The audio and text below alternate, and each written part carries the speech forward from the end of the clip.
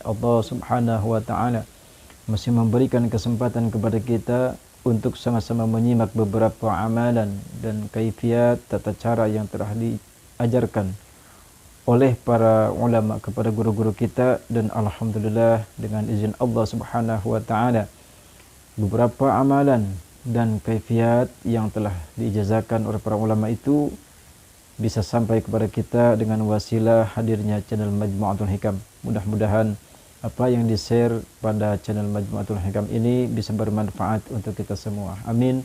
Ya Allah ya Rabbal Alamin. Pada kesempatan ini insyaallah saya akan meng-share sebuah wirid atau aurad yang sering dibacakan oleh Imam Al-Ghazali, di mana Imam Al-Ghazali ini adalah seorang ulama yang sangat masyhur, ulama yang terkemuka. Imam Ghazali ini memiliki berbagai macam karamah. Kemudian saking pintarnya Imam Ghazali, beliau juga bisa mengarang berbagai macam kitab yang alhamdulillah kitab-kitab Imam Ghazali telah banyak dipelajari oleh para santri dan para ustadz di berbagai macam negara. Di antara karomah, salah satu karomah yang sangat masyhur ketika Imam Ghazali dikenal oleh para ulama dan para ustadz, kemudian diperbincangkan di sebagian para ulama. Di antaranya adalah Imam Ghazali bisa mandi sendiri ketika sudah meninggal, ya. Ketika sudah meninggal, Imam Ghazali bisa mandi sendiri. Subhanallah, ya. Ini sangat luar biasa sekali. Jarang, bahkan tidak pernah terdengar kembali ada seseorang yang sudah meninggal, kemudian dia bangun lagi, kemudian mandi sendiri, ya, adus sendiri. Subhanallah, ini sangat luar biasa. Ini menandakan bahwa beliau adalah seorang ulama, dan ini juga adalah seorang wali kekasih Allah Subhanahu wa taala. Kemudian Imam Ghazali ini memiliki berbagai macam tingkatan derajat yang sangat luar biasa yang dikaruniakan oleh Allah Subhanahu wa taala. Tentunya ulama semacam ini sungguh sangat luar biasa sekali, dan ini adalah suatu karunia dari Allah Subhanahu wa taala. Dan tidak lupa juga saya sampaikan, ternyata Imam Ghazali memiliki sebuah aurad yang sangat masyhur dan sangat bermanfaat insyaallah apabila kita amalkan. Dan juga Imam Ghazali ternyata dengan aurad, keberkahan aurad ini, Allah Subhanahu wa taala memberikan kepadanya harta yang sangat berlimpah ruah. Ini subhanallah, ya. Apa sih rahasia wirid atau aurad Imam Ghazali? Ternyata wirid Imam Ghazali untuk mendapatkan derajat yang sangat luar biasa, kemudian mendapatkan rezeki yang sangat banyak dan berlimpah ruah, ternyata wirid Imam Ghazali telah termaktub di dalam kitab Asrarul Hikmah halaman 71, ya. Kitabnya seperti ini masih sangat tebal sekali. Di dalam kitab Asrarul Hikmah halaman 71, bagi Anda yang mungkin punya kitabnya, silahkan bisa dibuka bersama-sama, diperhatikan.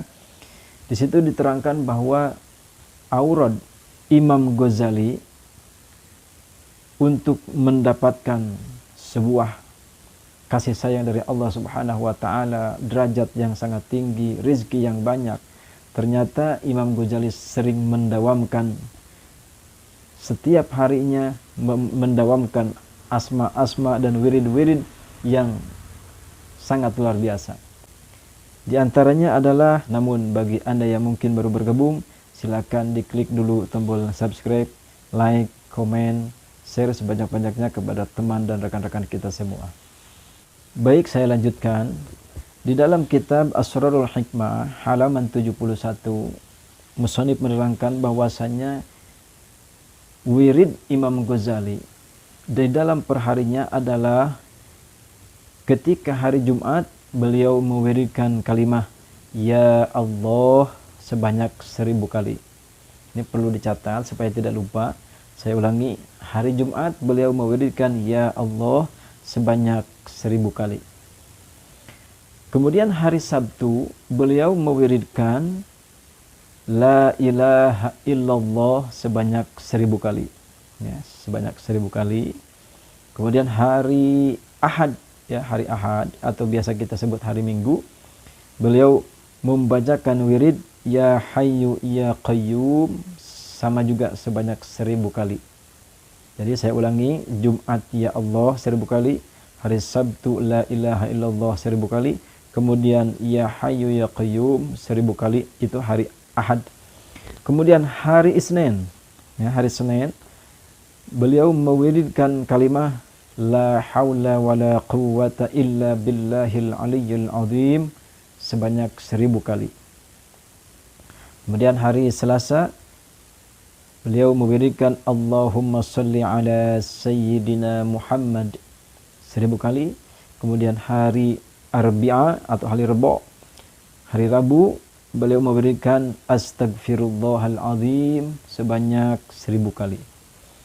Kemudian hari terakhir adalah hari Kamis. Itu beliau mewiridkan kalimah Subhanallahil azim wa bihamdih sebanyak 1000 kali. Ini subhanallah, ya, rangkaian wiridnya ini sangat luar biasa. Saya ulangi, hari Jumat beliau mewiridkan ya Allah 1000 kali, kemudian hari Sabtu la ilaha illallah 1000 kali, kemudian hari Ahad atau hari Minggu ya Hayyu ya Qayyum 1000 kali, Yaumul Isnin atau hari Senin la haula wala quwwata. Ayah dan ibuku bertemu dalam satu panggung, dan akhirnya mereka ngeband bareng, pacaran lalu menikah. Karena mereka menyukai musik, di rumahku cukup banyak alat musik.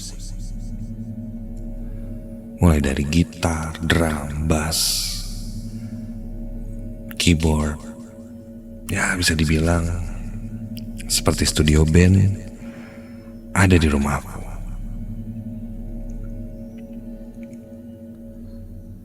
Yang biasa memakainya ya ayah, hanya untuk gitar-gitaran, atau ketika kumpul keluarga ada beberapa saudara datang dan coba jamming bareng, menyanyikan 1 atau 2 lagu. Pada akhirnya memang ayah tidak meneruskan dunia musiknya, tapi kini hanya menjadi hobi.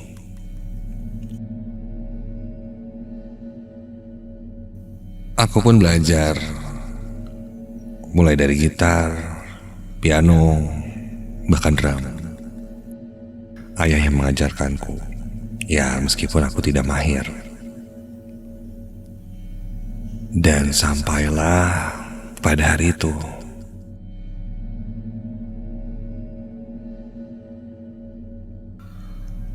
Ketika itu ayah dan ibu mengajakku, anak sematawayangnya ini, untuk berkunjung ke rumah saudara jauh kami yang ada di Jawa Tengah. Dari Bandung kami pun berangkat dengan menggunakan kereta.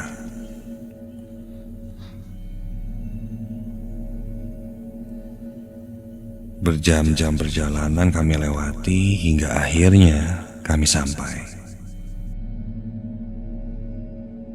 Ketika sampai, aku, ayah, dan ibu tidak langsung menuju ke rumah saudaraku itu. Kami sempat berjalan-jalan dan mencari makan.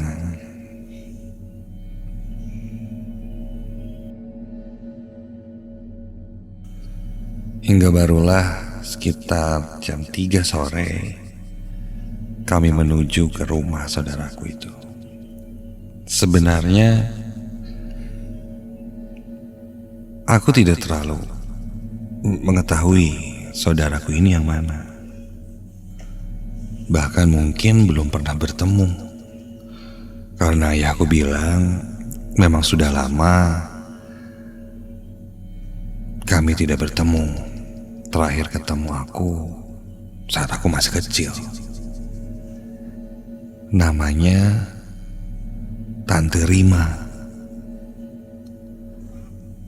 Tante Rima ini seorang janda. Anak-anaknya sudah menikah dan tinggal di luar negeri katanya.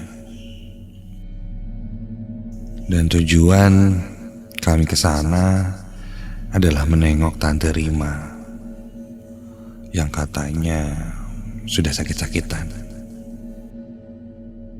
Anak-anaknya belum bisa pulang ke Indonesia. Hingga salah satu dari anak Tante Rima yang berada di luar negeri menghubungi ayahku dan meminta ayahku untuk menjenguknya. Karena saudara-saudara yang lain tidak ada yang mau menjenguknya. Entahlah, mungkin ada masalah pribadi yang sepertinya aku juga tidak harus tahu. Sampailah kami di rumah Tante Rima. Rumah khas tahun 80-an. Memang bukan rumah peninggalan zaman Belanda yang khas, tapi rumah ini dari bentuknya bisa dibilang rumah tua. Tidak berlantai dua, hanya satu lantai cukup luas dan ada banyak beberapa kamar. Begitu datang kami disambut oleh Mas Aji. Mas Aji ini katanya ya yang bantu-bantu di rumah lah. Dia seorang tetangga yang cukup dekat dengan Tante Rima. Namun Mas Haji ini hanya membantu dari pagi hingga sore. Dan ketika malam, Tante Rima ditinggalkan sendirian. Ketika itu pas-pasan Mas Haji akan pamit pulang.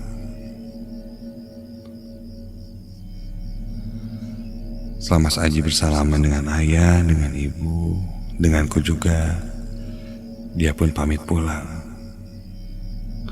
Ayah dan ibu masuk ke dalam menuju kamar Tante Rima. Ketika aku sedang membuka sepatu di teras depan, Mas Aji kembali lagi berjalan menuju ke arahku. Padahal dia tadi sudah sampai pagar depan. Mas Aji bilang lupa memberitahu. Di dekat dapur ada satu gudang. Dan katanya gudangnya kotor, belum dia bersihkan. Jadi kalau bisa jangan dibuka gudangnya, karena sangat berdebu. Besok katanya mau dibereskan. Aku pun dan mengiyakan perkataan Mas Haji. Siap Mas, aman, tenang aja. Hati-hati Mas. Mas Haji pun tersenyum dan pergi meninggalkanku. Aku menyusul ayah ibu masuk ke dalam dan melihat kondisi Tante Rima saat itu yang tertidur di tempat tidurnya dengan kondisi yang cukup mengkhawatirkan. Badannya kurus, rambutnya sudah rontok. Ketika aku lihat wajahnya, aku sama sekali tidak ingat pernah bertemu Tante Rima. Namun sepertinya ketika muda dulu, beliau sangat cantik. Tante Rima ini wajahnya seperti orang Indo. Kayaknya sih ada keturunan Belandanya di situ. Sekilas aku melihat beberapa foto-foto yang terpampang di dinding. Ada foto-foto jadul hitam putih yang terlihat banyak orang-orang bulenya. Itu mungkin. Tante Rima tidak banyak bicara. Dia terlihat tersenyum, menangis terharu karena dijenguk oleh ayahku. Kami pun membiarkannya untuk istirahat. Ayah dan ibu menuju ke kamar dan aku diminta untuk mengisi saja salah satu dari kamar. Terserah mau di mana katanya. Karena di rumah itu ada sekitar 4 kamar kosong. Semuanya ada barang-barang, furnitur, tempat tidur, cuma tidak pernah ada yang menempati. Dulu bekas kamar anak-anaknya. Bahkan di pintu depan kamarnya masih ada ukiran kayu yang menempel, dan itu adalah nama dari anak-anaknya.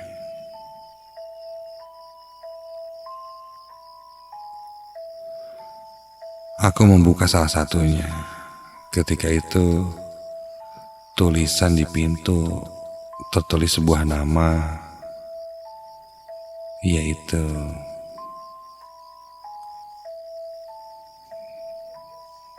Rudy. Ini pasti kamar cowok nih, pikirku. Ketika masuk, ya benar saja. Masih ada beberapa benda-benda dan barang-barangnya Rudy di situ. Buku-buku. Ketika aku buka lemari pun, beberapa baju Rudy masih ada di sana. Mainan, ada bola, dan macam-macam. Perkiraanku Rudy meninggalkan ruangan ini mungkin sejak SMP. Cukup lama juga ya anak-anaknya Tante Rima ini tinggal di luar negeri.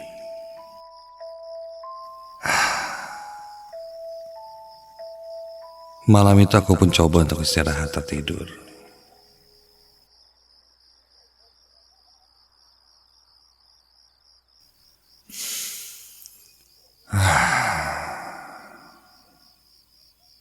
Hening sekali. Sesekali kudengar suara binatang malam seperti jangkrik, yang sebenarnya menambahku untuk semakin mengantuk. Sampai tiba-tiba terdengar suara piano dimainkan. Iya, jelas. Siapa yang main piano tengah malam gini ya? Si ayah gitu. Tapi setelah ku ingat-ingat, sepertinya aku tidak pernah melihat ada piano di sini. Dan dari suaranya, piano ini sudah tua, terbuat dari kayu. Penasaran aku pun beranjak dari tempat tidurku. Aku coba cari asal suara itu. Dan ternyata asal suara itu berasal dari ruangan gudang yang ada di dekat dapur. Lah, aku berdiri di depan pintu gudang dan terdengar jelas suaranya. Iya, suaranya jelas dari balik pintu ini. di dalam gudang. Tapi kata Mas Aji, gudangnya kotor.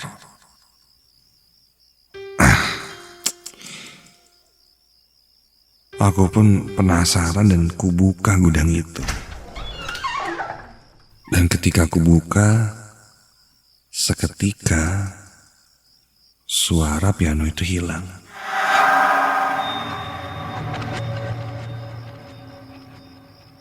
Saat itu kondisi gelap. Namun aku masih bisa lihat ke sekitar. Ada apa saja di dalam gudang tersebut. Gudangnya tidak sekotor yang kupikirkan. Malah bisa dibilang ini bukan gudang.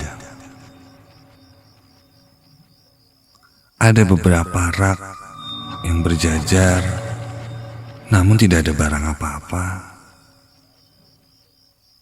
Tapi memang di dalam ruangan itu yang paling mencolok adalah sebuah grand piano yang cukup besar. Ada di tengah ruangan itu. Yang kupikirkan memang ini sama sekali bukan gudang.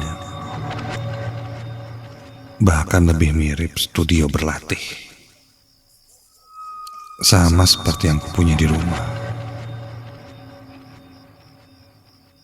Aku mendekati piano itu dan coba menekan touch-nya.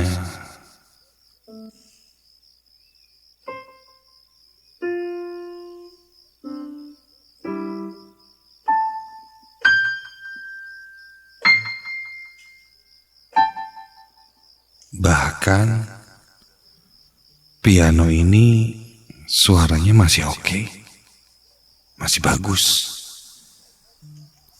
Sepertinya benar-benar terawat.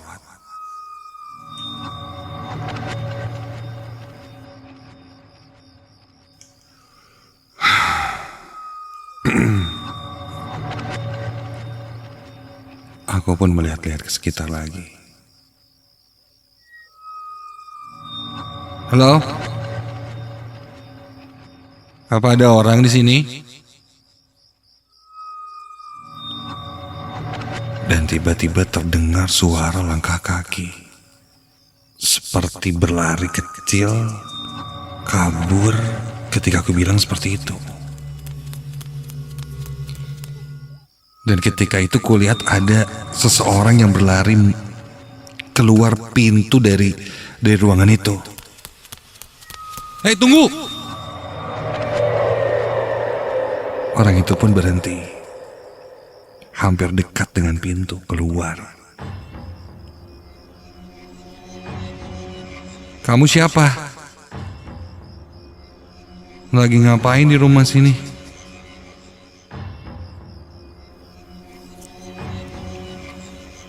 Ketika kulihat, dia seorang anak laki-laki.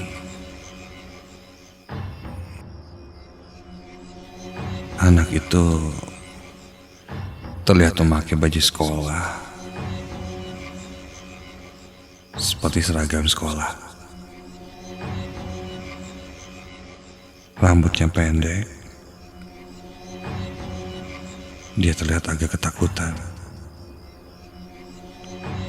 Kamu siapa?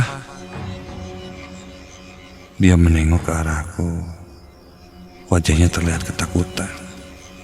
Wajah seorang anak laki-laki agak pucat, seperti sakit.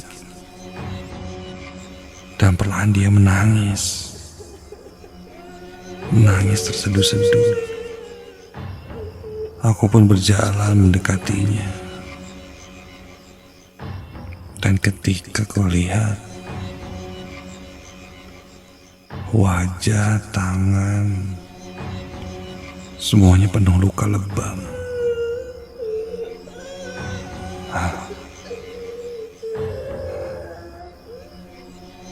Dan ketika kulihat nama yang terpampang di seragam sekolahnya itu. Tertulis di sana, Rudy.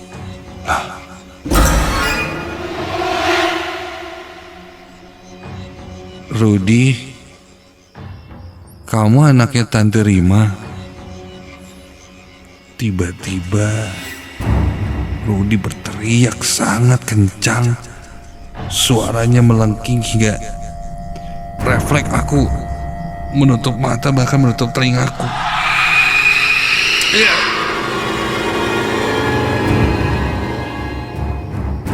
Dan ketika aku buka mata,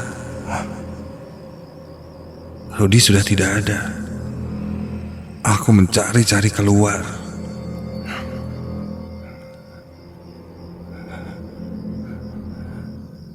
Aku cek setiap ruangan, mungkin dia bersembunyi.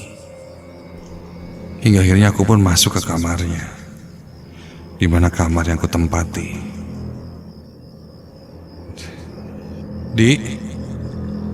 Rudy. Terdengar suara tangis di sela-sela tembok ruangan-ruangan itu. Rudy, jangan takut, Rud. Saya nggak akan jahatin kamu.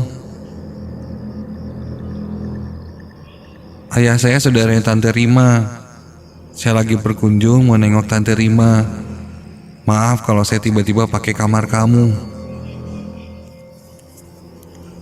Suara tangis hanya masih terus menggema. Dan suaranya berasal dari balik pintu lemari yang ada di dalam kamar itu.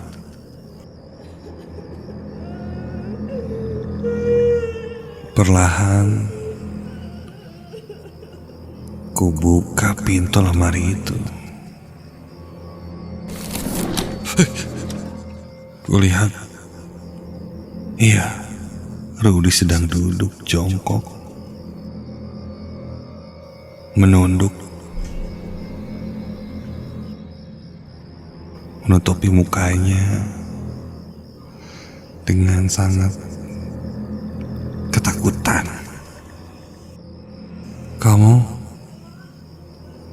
Kamu gak apa-apa, Rudy?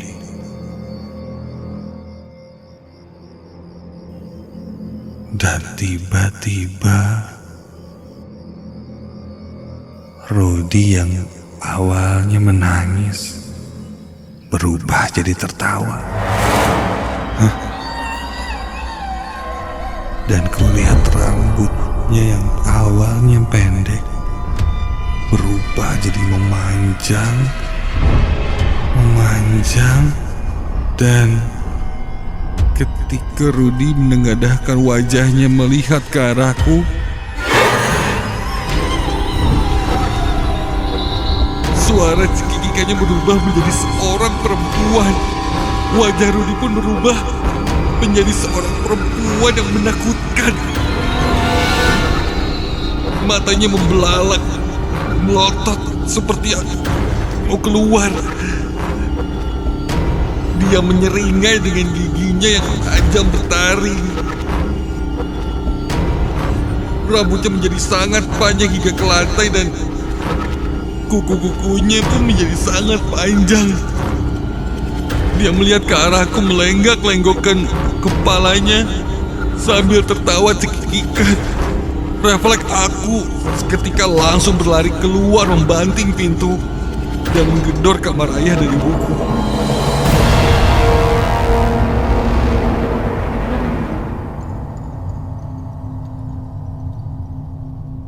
Singkat cerita, malam itu pun menjadi gaduh. Aku yang masih panik tidak tahu harus memulai cerita ini dari mana. Yang jelas aku sangat ketakutan. Namun sosok itu sudah tidak ada.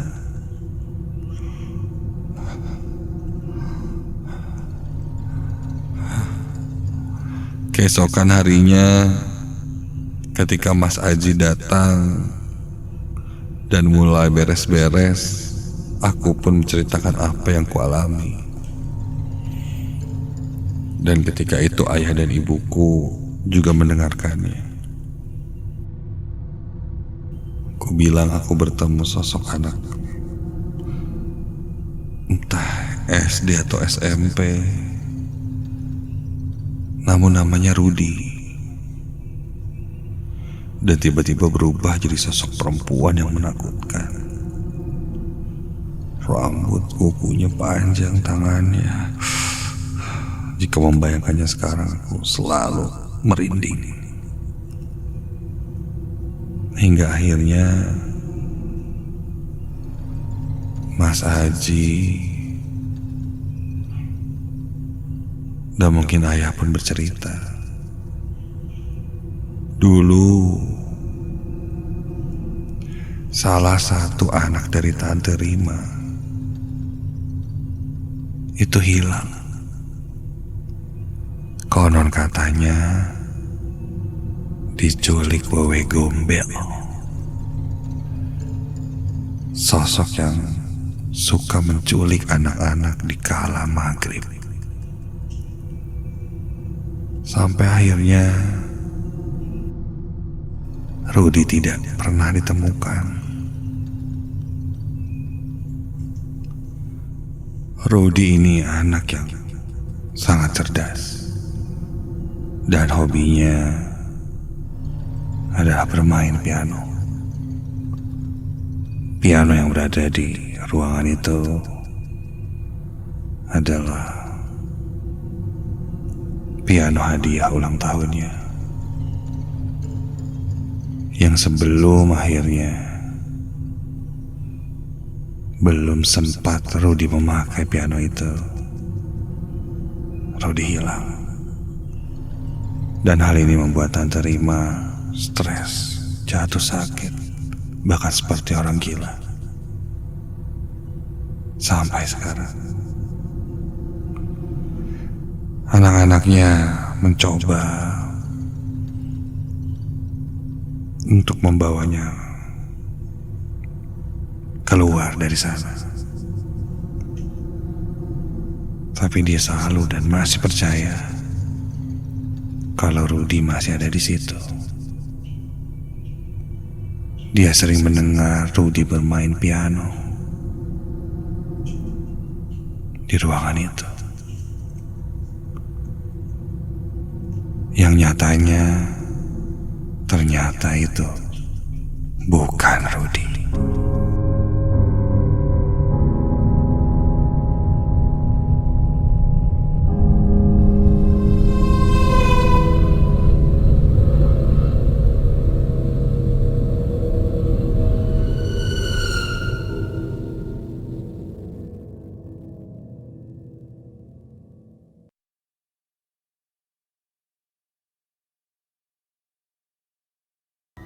Namaku Dio. Kejadian ini kurang lebih terjadi beberapa bulan yang lalu.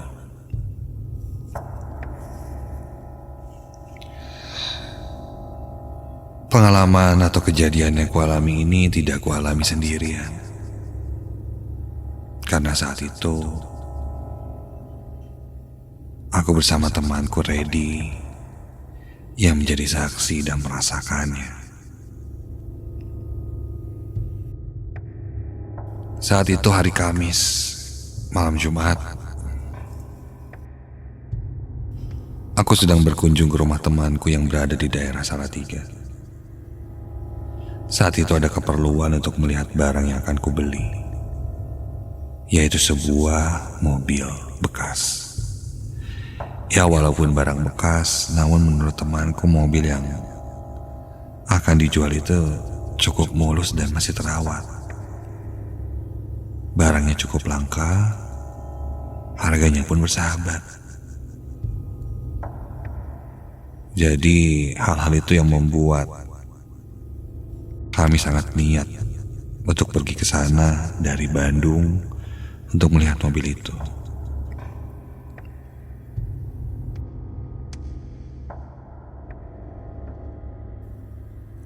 Aku dan Reddy pergi ke sana menggunakan travel. Karena aku pikir ketika nanti deal, ya pulangnya akan naik mobil tersebut. Perjalanan pun kami lalui hingga tak terasa sampailah di kota Salatiga.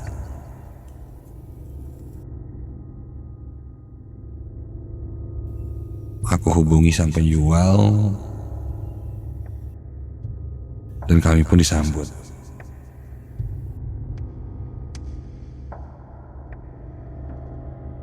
Kami lalu diajak ke rumahnya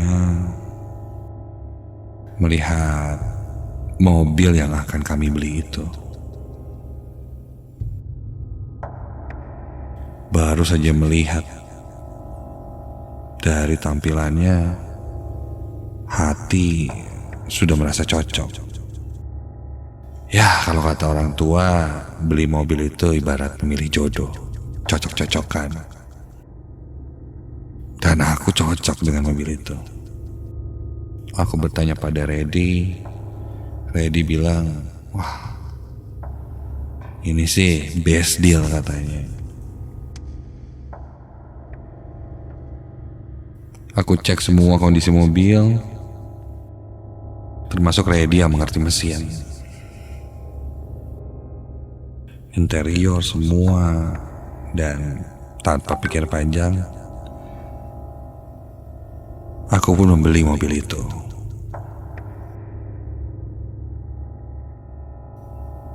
Setelah ngobrol-ngobrol dan mengurus pembayaran, sekitar jam 9 malam, kami pun memutuskan untuk pulang ke Bandung. Seperti yang aku bilang tadi, kali ini kami pulang tidak memakai travel, tapi dengan mobil yang baru kubeli ini. Mobil sedan klasik tahun 90-an yang sangat mulus.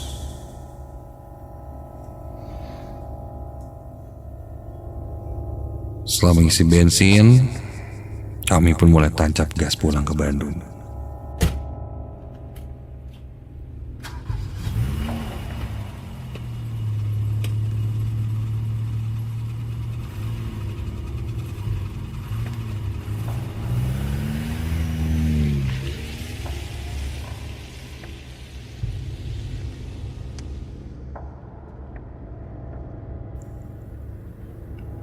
Sambil ngetes mobil, beberapa kali ku gas kencang, melewati jalan-jalan yang berbelok. Semua terasa nyaman, walaupun bekas. Ini rasanya seperti baru. Reddy bilang pada aku, hati-hati, mobil baru dibeli, jangan dipakai dulu kebut-kebutan aneh-aneh. Aku bilang pada Reddy, tenang, aman. Sampai akhirnya ketika aku berbelok, tiba-tiba aku merasakan guncangan yang sangat hebat di mobil.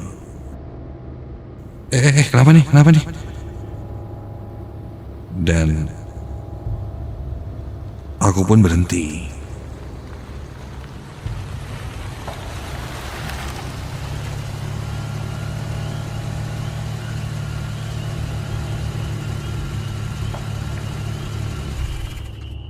Ketika ku cek, sial. Ban mobil saat itu kempes, sepertinya melindas sesuatu yang sangat tajam saat di tikungan tadi. Reddy itu bilang padaku, gue bilang juga apa? Udah biasa aja padahal tuh kan. Jadi nginjek apa itu, beling atau apa paku sih, jadi bocor bannya. Begitu kata Reddy. Reddy pun langsung membantuku coba ngecek bagasi mobil, siapa tahu ada ban serep. Syukurlah ternyata ada. Kami pun langsung mencari dongkrak dan mulai mengganti ban itu.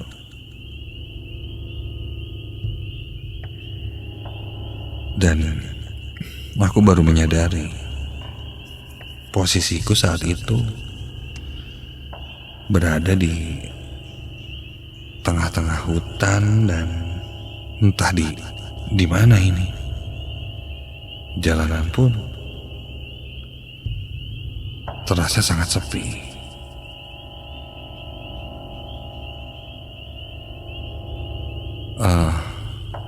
Tadi kayaknya kita mesti buru-buru deh ganti bannya. Ini sepi banget, perasaan gue gak enak. Yaudah, yuk buruan.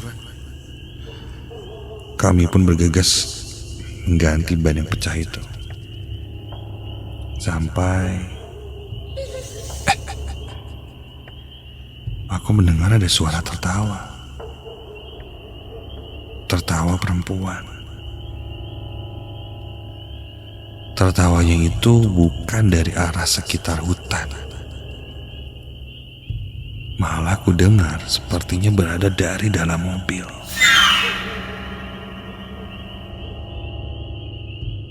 Refleks aku bilang pada Reddy, "Lu dengar gak